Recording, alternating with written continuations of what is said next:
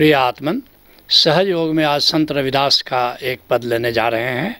रविदास साहब का जन्म 1414 ईस्वी में हुआ और 1540 ईस्वी तक रविदास साहब उत्तर प्रदेश की धरती पर विशेषकर काशी में अलख जगाते रहे। कहते हैं रविदास साहब, ऐसो कछु अनुभव कहत ना आवे। परमात्मा का अनुभव कहना बड़ा मुश्किल है और अध्यात्म में जब तक अनुभव नहीं हो, सच कहो तो आध्यात्मिक यात्रा शुरू नहीं होती है। और फिर जब अनुभव होना शुरू होता है तो उसको बाहर कहना बड़ा मुश्किल हो जाता है। उसी बात की ओर संकेत करते हुए कह रहे हैं कि ऐसो कछु अनुभव कहत ना आवे, क्योंकि मन तो अनुभव करता नहीं है।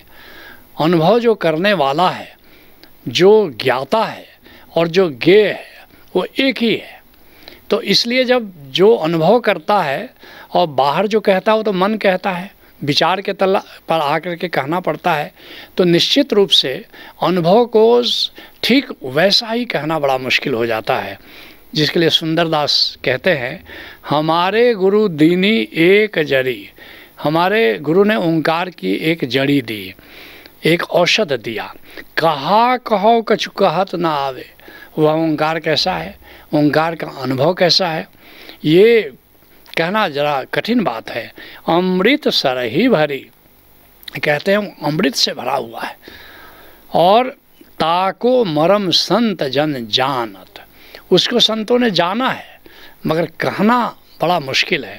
ताको मरम संत जन जानत, वस्तु अमोल परी। वह तो हमारी आत्मा है, वह तो परमात्मा है, वह तो अमोल है। कहते हैं रविदास साहब, ऐसो कछु अनुभव कहत न आवे, आ साहिब मेरो मिले तो को बिलगावे। क्योंकि एक बार जब गोविंद के साथ एकाकार हो जाते हो तो कहने के लिए फिर उसे अलग होना पड़ता है। एक द्वैत भाव चाहिए, क्योंकि जो अनुभव कर रहा है तो वो तो उसके साथ एकाकार है और जो मन कह रहा है वह उससे अलग है। तो कहते हैं कि वर्णन के लिए तो द्वैत चाहिए, और एक बार अद्वैत होने के बाद द्वैत में कौन जीना चाहेगा भला। जिसके लिए कबीर साहब कहते हैं, कहना था सो कह दिया, अब कछु कहा न जाए। जितना इशारा किया जा सकता है, जितना संकेत से कहा जा सकता है, बस उतना ही कहते हैं कबीर साहब, उतना तो हमने कहा, लेकिन पूरी बात कैसे कही जाए। एक रहा दूजा गया, क्योंकि अनुभव के बाद तो हम एक हो गए उसके साथ, और कहने के लिए तो दूसरा चाहिए।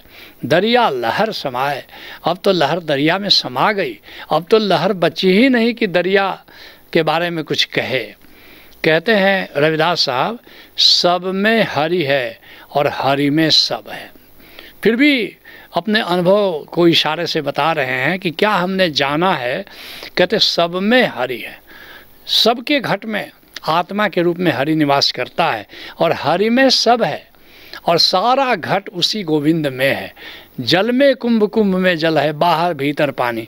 कबीर साहब इसी बात को कहते हैं कि जैसे जल के भीतर घड़ा हो और घड़े में भी जल हो, ऐसा ही कुछ विन्यास है कि चारों सर्वत्र जो आकाश है यही तो परमात्मा है, और आकाश में हमारा शरीर है, घट है, और घट के भीतर भी आकाश है, वहाँ भी जल है।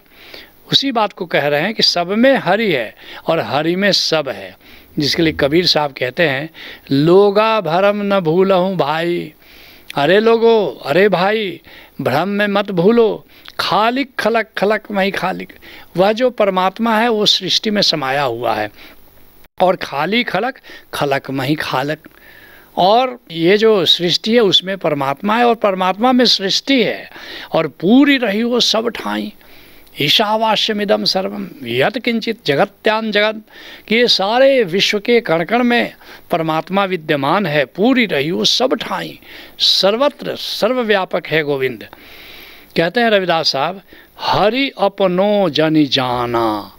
कहते हैं भला कोई जान सकता है गोविंद को, लेकिन हरि की कृपा हो जाती है। गोविंद की जब कृपा हो जाती है तभी उसका भक्त उसको जान पाता है। अगर किसी ने जाना है तो समझो कि गोविंद ने ही उसे अपना रहस्य खोलने की ठानी है, तभी कोई उसको जान सकता है। जिसके लिए गोस्वामी तुलसीदास कहते हैं, सो जानत जिन देहु जनाई। जिसको परमात्मा स्वयं अपना राज खोलता है वही परमात्मा को जान सकता है। और जानत तुम्हारी हो जाई, और जो जानता है उसको बस वो गोविंद ही हो जाता है।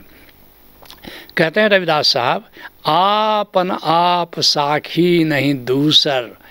परमात्मा अपने आप को खुद ही जानता है, कोई दूसरा उसका साक्षी नहीं हो सकता। वह स्वयं ही स्वयं को जानता है, वो स्वयं ज्ञाता बन करके जानता है और ज्ञेय बन करके जाना जाता है। लेकिन ज्ञाता भी वही है और ज्ञेय भी वही है। कहते हैं रविदास साहब, आपन आप और साखी नहीं दूसर, और जानन हार सयाना। और जो भी गोविंद को जानता है वो सयाना हो जाता है, वो विवेकवान हो जाता है, वो प्रज्ञावान हो जाता है। जिसके लिए कबीर साहब कहते हैं, कोई ध्यावे निराकार को और कोई ध्यावे आकारा। बहुत से लोग इष्ट का ध्यान करते हैं, आकार का ध्यान करते हैं, और बहुत सारे लोग हैं जो ध्यान निराकार का करते हैं। लेकिन कहते हैं कबीर साहब कि जो आकार को ध्यान करता है वो अटक जाता है, और जो निराकार का ध्यान करता है वो भटक जाता है। वह तो इन दोनों से न्यारा और जाने जाननहारा। न तो वो आकार है न तो वो निराकार है, वो दोनों के पार निरंकार है। वह तो ओंकार है, लेकिन कोई बिरला ही इसको जान पाता है। कहते हैं रविदास साहब, बाजीगर सु रांची रहिए। अगर ये परमात्मा बाजीगर की तरह है, जादूगर की तरह है, और ये सारा जो खेल है, सारी सृष्टि जो है बाजी की तरह है, जादू की तरह है। अगर जादू का रहस्य तुम जानना चाहते हो तो एक ही उपाय है कि जादूगर से दोस्ती कर लो, उस जादूगर के प्रेम में पड़ लो, तब वो तुम्हारा ये जो बाजी है, जो जादू है, उसका ट्रिक्स तुमको बता देता है। बाजीगर सु रांची रहिए और बाजी को मरम इनी जाना। जो उस बाजीगर के प्रेम में पड़ जाता है वही इस बाजी के रहस्य को जान पाता है। जिसके लिए रविदास साहब अन्यत्र कहते हैं, कह रविदास बाजी जग भाई। कहते हैं रविदास साहब कि ये सारा संसार जादू के खेल की तरह है, बाजी की तरह है, और बाजीगर सो मोही प्रीत बनी आई। उस जादूगर से मेरी प्रीत बन गई है, इसलिए अब जादू का रहस्य मुझे समझ में आने लगा है। कहते हैं रविदास साहब, बाजी झूठ सांच बाजीगर।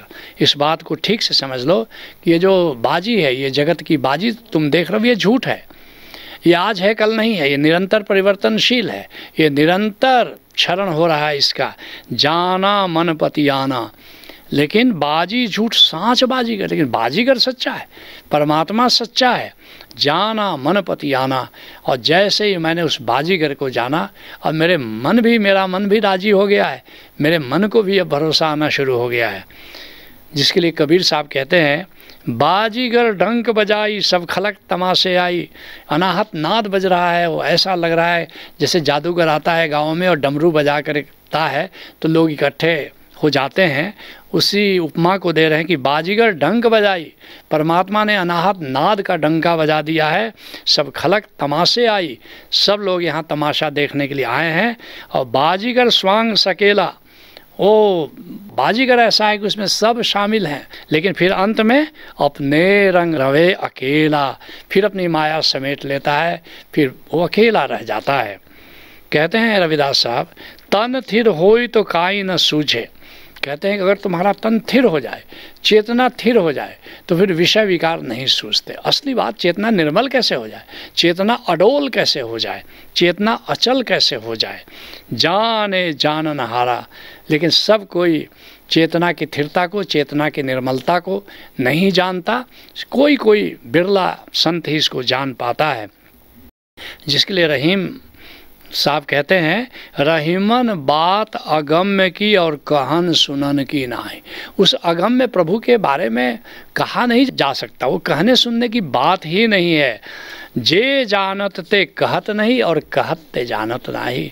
जो उसको जानता है वो जल्दी उसको बताता नहीं है, और जो बता रहा है सच कहो तो उसको जान नहीं पाता। उसके बारे में इशारा किया जा सकता है, वो पूरी तरह अपने अनुभव को शब्दों में प्रकट नहीं किया जा सकता है। कहते हैं रविदास साहब, कहे रविदास विमल बमेक सुख सहज स्वरूप संभारा। एक एक शब्द बहुमूल्य है। कहते कहे रविदास, क्या करें, कि विमल बमेक सुख, ऐसी अवस्था में जब बिल्कुल अचल हो जाते हो, अडोल हो जाते हो, निर्मल हो जाते हो, तब जाकर के ये निर्मल आनंद प्राप्त होता है तुम्हें। विमल बमेक सुख, निर्मल ज्ञान, आनंदमय ज्ञान हासिल होता है और सहज स्वरूप सम्हारा, और तब सहज स्वरूप का दर्शन होता है। गोविंद का जो सहज स्वरूप है, जिसको तुम ओशोधारा में के 13वें तल में आते हो, सहज समाधि में परमात्मा के सहज रूप का दर्शन करते हो, जिसके लिए आंख बंद करने की ज़रूरत नहीं है। आंख न मूंदूं, कान न रूदूं, बस न आंख बंद करना है न कान बंद करना है। खुले नयन पहचाने, हंसी हंसी सुंदर रूप निहारो, और खुले नयन से उस सहज रूप का तुम दीदार कर पाते हो। जिसके लिए कबीर साहब कहते हैं, जो जन ले ही खसम का नाम, तिनके सद बलिहारे जाऊं। जो अपने प्रियतम का नाम सुमिरन में जीते हैं, मैं उस पर बार बार बलिहारी जाता हूँ। सो निर्मल निर्मल हरि गुण गावे, ऐसा भक्त स्वयं निर्मल हो जाता है, निराकार में चला जाता है और हरि का निर्मल यश गाता है, अर्थात हरि के निर्मल स्वरूप का सुमिरन करता है। सो भाई मेरे मन भावे, ऐसा ही भक्त मेरे मन को बड़ा भाता है। और जिस घट राम रहिया भरपूर, तिनकी पग पंकज हम धूर। कहते हैं कि ऐसे भक्त की चेतना में राम पूरी तरह भर जाता है। सच कहो तो परमात्मा ही असली भराव है। कहते हैं जिस घट राम रहिया भरपूर, जिसके चेतना में राम पूरी तरह रमण करता होता है, तिनकी पग पंकज हम धूल, उनके चरण कमलों की हम धूल हो जाना चाहते हैं। अजात जुलाहा मत का धीर, और सहज सहज गुण रमय कबीर। कहते हैं देखो मेरे को देखो, कबीर साहब कहते हैं कि मैं जाति का जुलाहा हूँ और मति भी मेरी बड़ी मंद है, मैं मति मंद हूँ, पढ़ा लिखा भी नहीं हूँ, लेकिन बड़ी कृपा हुई उस प्रभु की कि सहज सहज गुण रमय कबीर, सहज होकर के प्रभु के सहज स्वरूप का मैं दर्शन कर रहा हूँ। आँख खोल करके, आँख न मूंदूं कान न रूंदूं, तनिक कष्ट नहीं डारो, खुले नयन पहचाने हंसी सी सुंदर रूप निहारो, कि साधो सहज समाधि भली। तुम भी किसी सदगुरु से नाता जोड़ो, उसे नाम तत्व को जानो और नाम के सहज रूप से परिचित हो जाओ। यही सहज योग है। हरि ओम तत्सत।